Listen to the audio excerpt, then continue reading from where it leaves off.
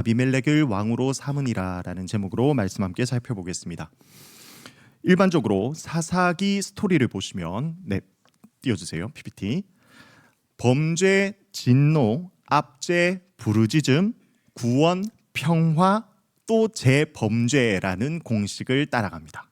이게 기본적인 대사사 스토리에서 나오는 기본적인 구성이라고 볼 수 있겠습니다. 근데 일반적으로 보시면 이제 압제일 경우에는 외부의 적을 통해서 하나님께서 이스라엘을 치시고요. 그때 구원 파트에서 이제 사사들을 하나님께서 세우셔서 기본적으로 전쟁에서 승리하는 방법으로 이스라엘을 구원해 주시는 것을 볼 수 있습니다. 오늘 본문 스토리의 시작도 비슷하게 갑니다. 이스라엘이 타락한 모양으로 시작되는 것을 볼 수 있습니다. 8장 33절 보겠습니다. 제가 읽겠습니다. PPT에 있습니다. 기드온이 이미 죽음에 이스라엘 자손이 돌아서서 바알들을 따라가 음행하였으며 또 바알브릿을 자기들의 신으로 삼고, 기드온이 죽은 이후에 이스라엘의 영적 타락이 가증되었습니다. 이스라엘에 얼마 남지 않았던 여호와를 향한 믿음이 이제는 완전히 사라져버린 것을 볼 수 있습니다. 이스라엘이 어떻게 했다고요? 첫 번째로 바알들을 따라가서 음행했고, 두 번째 바알브릿을 자기들의 신으로 삼았다, 이렇게 이야기합니다. 자, 여기서 나오는 바알브릿의 이름을 풀이하면요, 언약의 바알이라는 뜻입니다. 언약의 바알. 자, 기본적으로 우리는 언약이 하나님과 이스라엘의 관계를 맺을 때 사용하는 도구가 언약이라는 것을 잘 알고 있습니다. 그런데 이스라엘은 그들이 하나님과 시내산에서 맺었던 언약을 마치 바알과 맺은 것처럼 지금 변질시키고 있는 상태라는 것을 볼 수 있죠. 이스라엘이 무지해서 몰라서 어쩔 수 없이 이렇게 했는가? 전혀 그렇지 않습니다. 34절 띄워주세요. 자, 성경은 이스라엘이 자기들의 하나님을 기억하지 아니했다라고 이렇게 기록하고 있습니다. 일반적으로 본의 아니게 만각하는 것을 표현할 때 성경은 잊어버리다라는 동사를 주로 사용합니다. 그런데 사사기 저자는 일부러 이 사람들이 잊다 동사가 아니라 기억하지 않았다라고 표현하고 있는 것을 볼 수 있습니다. 이것은 자신이 알고 있는 것에 대하여서 적절한 반응을 보이지 않았다는 거죠. 그러니까 일부러 지금 하나님을 기억하지 않고 있는 상태라는 것을 알 수 있습니다. 이스라엘은 하나님이 베풀어 주신 은혜에 대해서 감사하지도, 또 그 은혜에 부응하지도 않고 있다는 것을 정확히 보여주고 있죠. 자, 그러면 이렇게 반복적으로 악을 행하고 있는 이스라엘을 하나님께서 어떻게 다루시는가? 아까 이야기했듯이 일반적인 사사기 공식에서는 기본적으로 하나님이 진노하시고 외부의 이방인들을 사용하셔서 이스라엘을 압제하십니다. 그런데 놀랍게도 이번에는 내부의 적을 사용하십니다. 이것이 바로 안티사사 혹은 적사사라고 불리는 아비멜렉의 스토리입니다. 자, 그럼 이제 본격적으로 오늘 본문의 이야기로 들어가 보도록 하겠습니다. 왜인지는 정확히는 모르겠지만 아비멜렉의 어머니는 기드온의 첩이었지만 기드온과 함께 살고 있지는 않습니다. 자기 친정에 있는 세겜이라는 지역에서 살았습니다. 또 아비멜렉은 세겜 사람들과, 그래서 이제 어머니가 그쪽에 살다 보니 아비멜렉은 이 세겜 사람들과 아주 끈끈하게 지냈던 것을 볼 수 있습니다. 기드온의 아들 중에서도 이 아비멜렉은 유난히 큰 야심을 품었던 사람이었습니다. 사사로서 40년 동안 이스라엘을 다스렸던 이 아버지를 이어서 사사가 되는 것을 꿈꾸는 것에 그치지 않고 한 걸음 더 나아가서 이스라엘의 왕이 되고 싶어 하는 것을 볼 수 있습니다. 그리고 이 아비멜렉은 자신이 어떻게 해야 이스라엘의 왕이 될 수 있는가에 대해서 정확히 알고 있었습니다. 먼저 아비멜렉은 어머니가 있는 이 세겜으로 가서 세겜 주민들을 상대로 여론조사를 합니다. 당신들이 만약에 선택할 수 있다면 70명의 통치를 받는 것이 좋겠습니까? 아니면 한 사람의 통치를 받는 것이 좋겠습니까? 이렇게 물어보죠. 여기서 말하는 70명은 기드온의 다른 아들들입니다. 기드온의 아들이 70명이나 있었다고 합니다. 자, 그런데 이제 여기에다가 한 가지를 더 덧붙이죠. 그런데 나는 너희의 골육입니다. 그러니까 어머니와 친척을 통해서 이 여론조사를 세겜 모든 사람들에게 전달하고요. 아비멜렉이 호소하고 있는 혈연과 지연을 통해서 세겜 사람들의 마음이 이 아비멜렉에게로 기우는 것을 우리는 볼 수 있습니다. 세겜 사람들은 고용 자금으로 은 70세겔을 이 아비멜렉에게 마련해 주는데 이 은 70세겔의 출처가 놀랍게도 바알브릿 신전이라고 합니다. 바알 신전으로부터 그 돈을 구했다고 하죠. 아버지였던 기드온은 바알의 단을 파괴해서 바알이 그와 다투게 하라라는 여룻바알이라는 별명을 가졌었는데 지금 그 아들 이 아비멜렉은 오히려 바알 신전에서 나온 돈으로 자신의 야욕을 이루려고 하는 것을 보여주고 있습니다.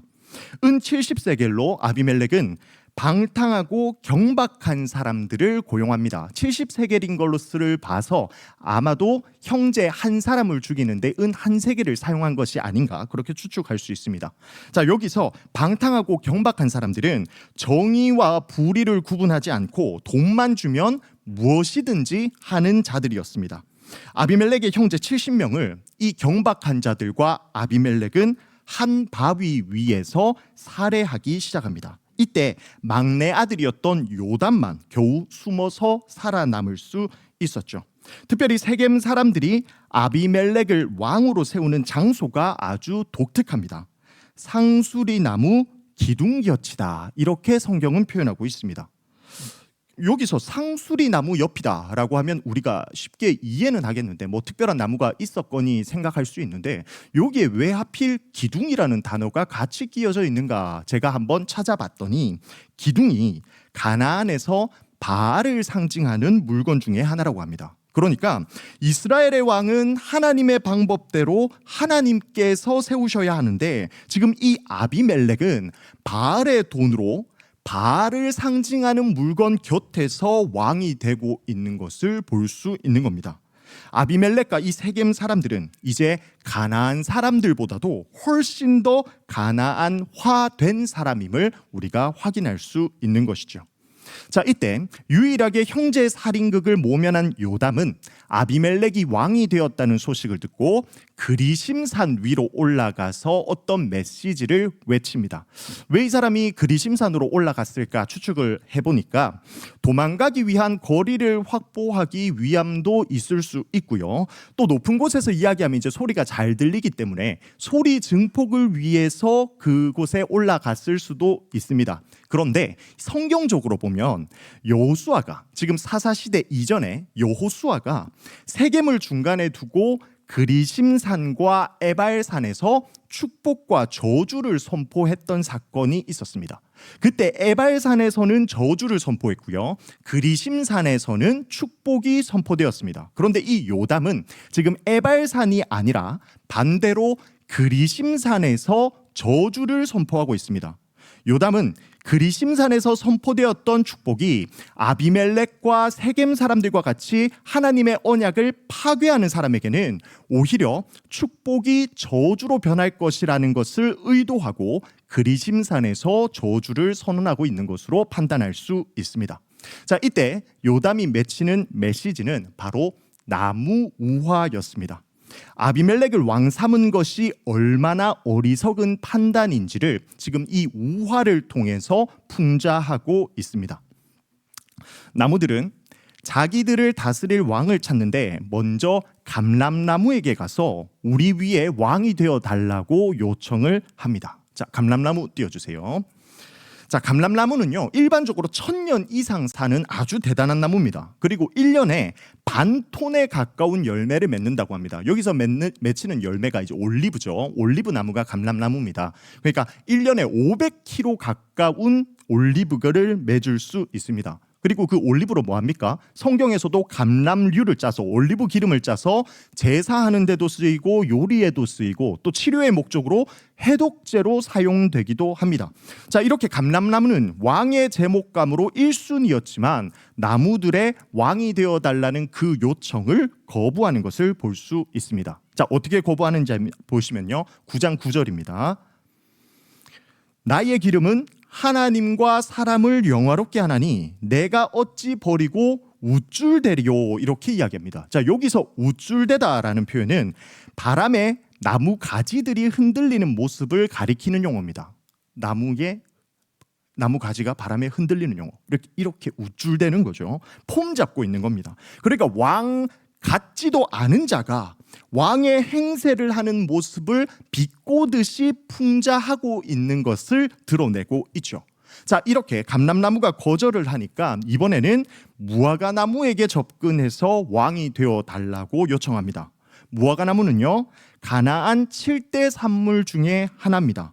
번영과 평화의 상징이고요. 무화과로는 빵이나 술을 만들고 음식을 달게 하는데 오늘날에는 이제 설탕과 같은 그 역할로 사용이 되었습니다. 그래서 무화과나무가 자신이 왕이 될 수 없다 거절의 이유로 든 것이 단 것과 열매였죠. 제가 읽어드리면 나의 단 것과 나의 아름다운 열매를 내가 어찌 버리고 우쭐대겠냐 이렇게 이야기합니다. 자신도 그러한 제목으로 쓰일 수 없다는 거죠. 그곳에 서 있는 것이 우쭐대는 것에 불과하다라는 것을 잘 알고 있었던 겁니다. 자, 그러자 이번에는 나무들이 포도나무에게 왕이 되어 달라 이렇게 요청을 합니다. 포도나무는 이스라엘의 상징입니다. 열매를 그대로 먹기도 하고 말려서 건포도로 먹기도 하고 특별히 가장 중요한 포도주를 만드는 아주 유용한 나무죠. 오늘날 우리가 생각하는 방탕한 음료 술이 아니라 그들에게 있어서는 생활 필수품 음료였기 때문에 이 포도주는 너무나 소중한 존재였습니다. 자, 그런데 이 포도나무도 하나님과 사람을 기쁘게 하는 내 포도주를 내가 어찌 버리고 우쭐대겠냐 하면서 동일한 맥락으로 거부를 합니다. 자, 이처럼 나름대로 나무 중에서 생산성이 있고 자격이 될 것 같은 감람나무, 무화과나무, 포도나무는 다 왕의 자리를 거부합니다. 자, 그러자 나무가 이번에는 가시나무에게 그 왕직을 제안합니다. 가시나무 띄워주세요. 네, 요게 이제 조금 특별합니다. 우리가 한국에서 일반적으로 가시나무라고 하면 되게 높게 자라는데 가시가 많은 그 나무를 생각하는데 이스라엘의 가시나무는 조금 다릅니다. 가시가 많고 바늘이 달린 초목입니다. 풀이라는 거죠. 지금 사진에 보시면 지금 확 이렇게 멀리서 보는 것처럼 보이는데 사실은 되게 가까이서 찍은 사진이고요. 요만한 풀입니다. 풀. 지금 사람 허리 정도밖에 되지 않는 그 정도 높이의 풀이라는 거죠. 지금 이 나무는 꽃이 피는 것 외에는 아무 쓸모가 없는 나무입니다.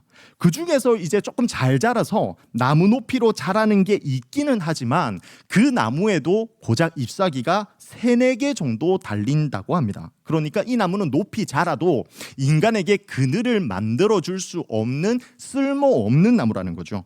자, 그런 쓸모도 능력도 없는 가시나무가 왕직을 수락해버립니다. 근데 거기에 더해서 협박까지 하는 것을 볼 수 있죠. 자, 15절 말씀입니다. 내 그늘에 피하라. 그렇지 않으면 불이 레바논의 백향목을 사를 것이다.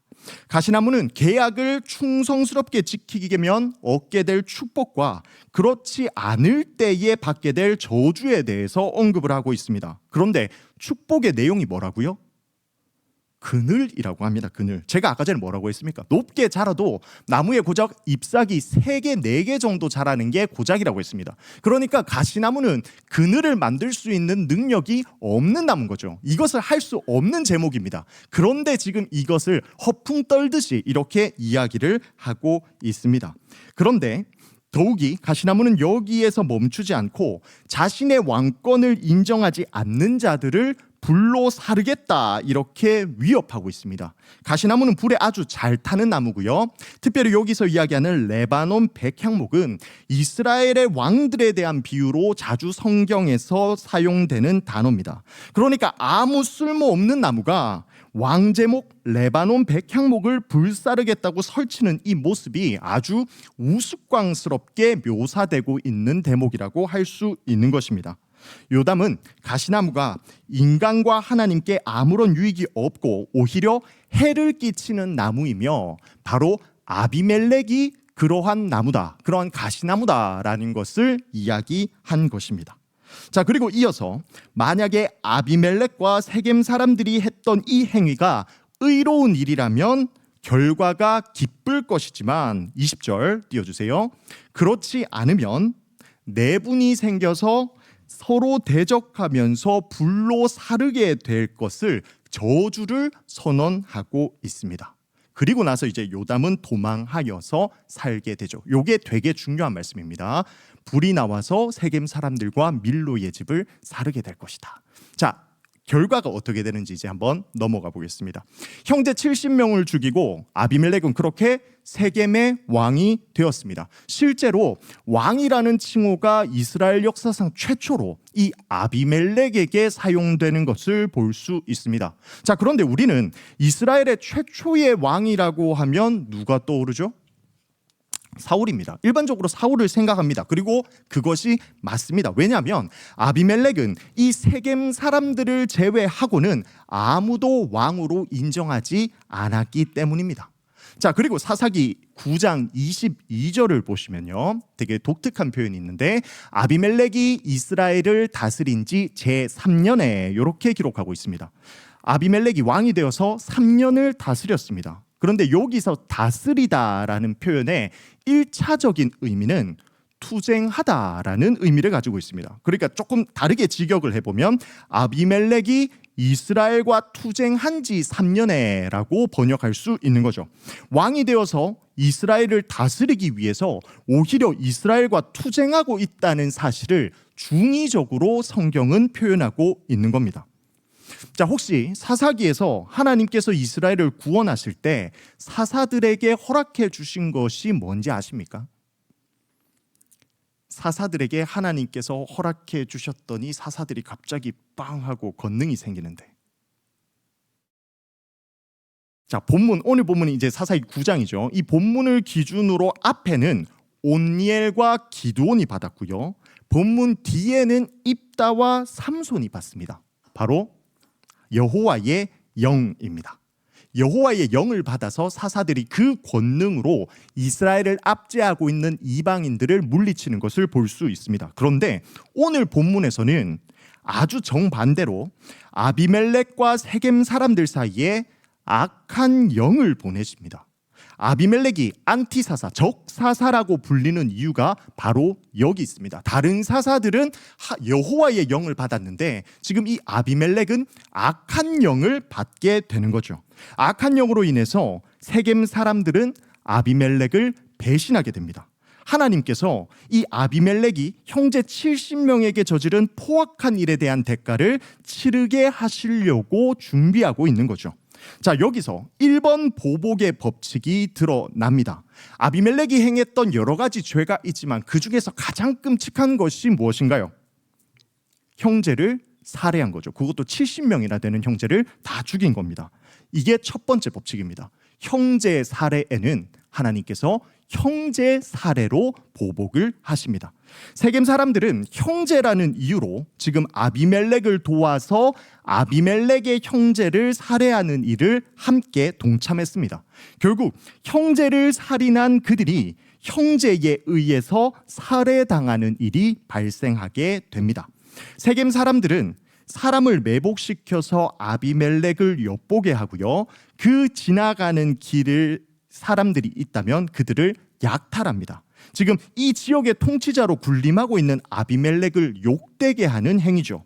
이 둘이 갑자기 왜 이렇게 갈라졌는가에 대해서 성경은 자세히 설명하고 있지는 않습니다. 다만 악한 영을 통해서 그들의 사이가 완전히 돌아섰다, 이것을 하나님께서 하셨다라는 것을 우리는 정확히 알 수 있죠. 자, 이 과정에서 디테일한 부분은 우리가 시간 관계상 생략하는 걸로 하고요, 9장 그 뒷부분을 천천히 한번 읽어보시면 좋습니다. 그 결과 부분에 집중해서 보면 아비멜렉이 세겜의 성을 쳐들어갑니다. 그랬더니 세겜이 패배하게 되고요, 결국 도망가고 도망해서 보루 위로 올라가게 됩니다. 그랬더니 또 이 끔찍한 아비멜렉은 불을 피워서 이 보루 전체를 산채로 다 태워서 죽입니다.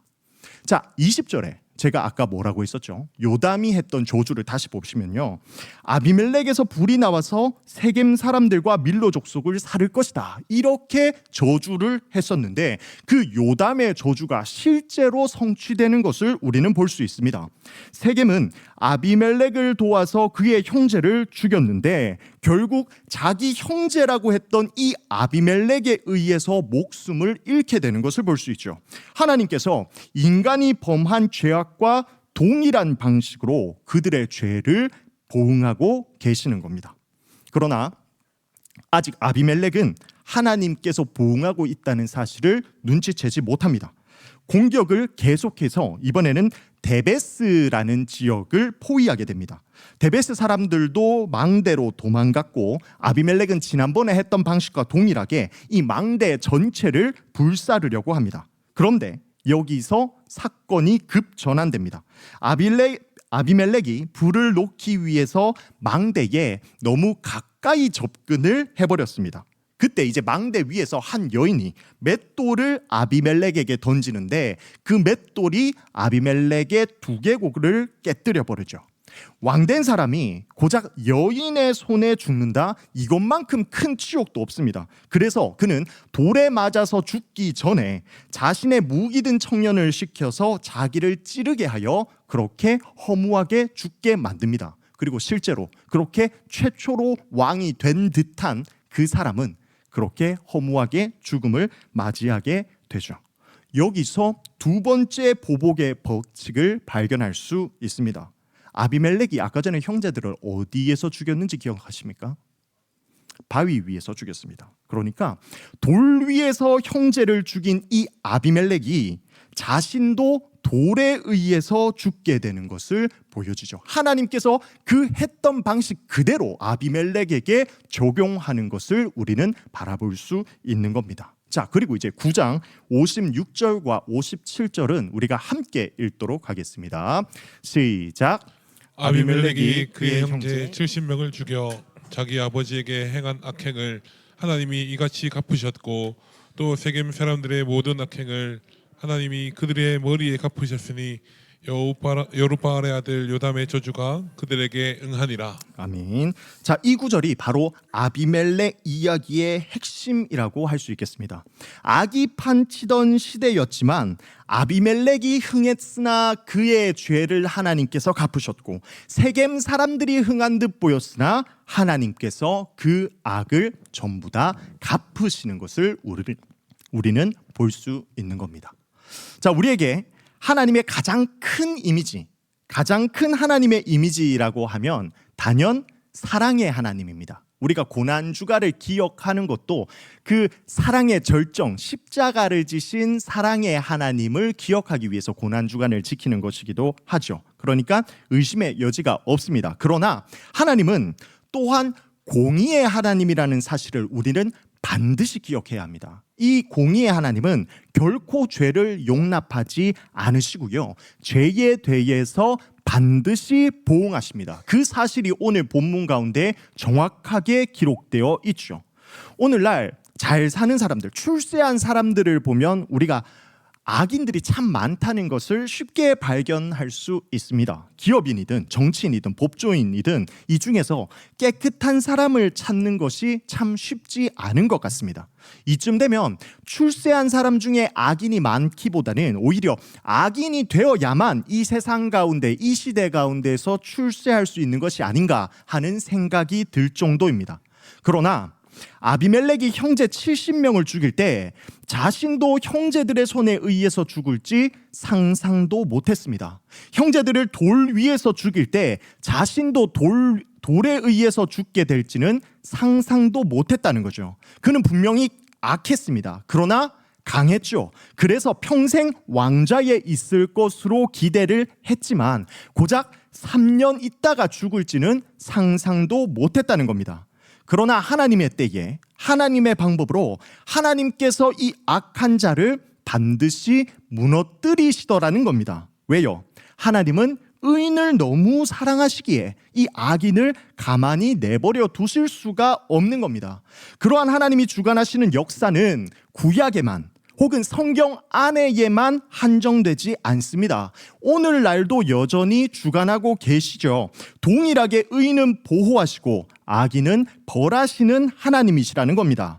악인으로 살아가면 하루하루 너무 즐겁고 신나고 짜릿하게 느껴질 수 있습니다. 그러나 죄악을 용납하지 않는 공의의 하나님은 모든 것을 아시고 모든 것을 기억하시더라는 거죠. 이것이 우리에게 소망이 되는 겁니다. 하나님의 백성으로 살아간다는 것은 하나님의 방법으로 살아가는 것이고 선한 방법대로 살아가기 때문에 이 악한 세상에서 피해를 입을 수밖에 없습니다. 그것이 어찌 보면 되게 자연스러운 현상입니다. 그러나 그 피해를 하나님께서 다 아시고 그리고 내버려 두지 않으신다는 거죠. 하나님의 백성을 반드시 보호하시고 악으로부터 구원해 주신다는 말입니다.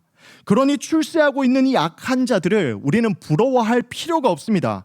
그들은 당장 눈앞에 있는 것밖에 보지 못하는 자들이죠. 그렇게 해도 괜찮을 것이라 착각하고 있는 자들입니다. 그러나 우리는 하나님의 통치를 바라보는 자들입니다. 그렇게 하면 하나님께서 심판하실 것을 분명히 아는 자들이죠. 우리의 이러한 정체성을 잊지 않기를 바랍니다. 악한 방법으로 출세할 수 있는 유혹이 있을 때에 하나님을 두려워하며 하나님의 방법에 순종하고 그때를 기다리는 자가 되어야 할 것입니다. 어떻게 그럴 수 있다? 하나님의 섭리와 하나님의 통치하심을 완전히 믿기 때문에 우리는 그것을 기다리고 믿을 수 있다는 거죠. 그래서 악한 자의 형통이 부럽지 않습니다. 오히려 그들이 불쌍해 보이죠. 왜요? 그들의 최후가 어떻게 될 것임을 우리가 오늘 말씀을 통해서 명확히 깨달았기 때문입니다.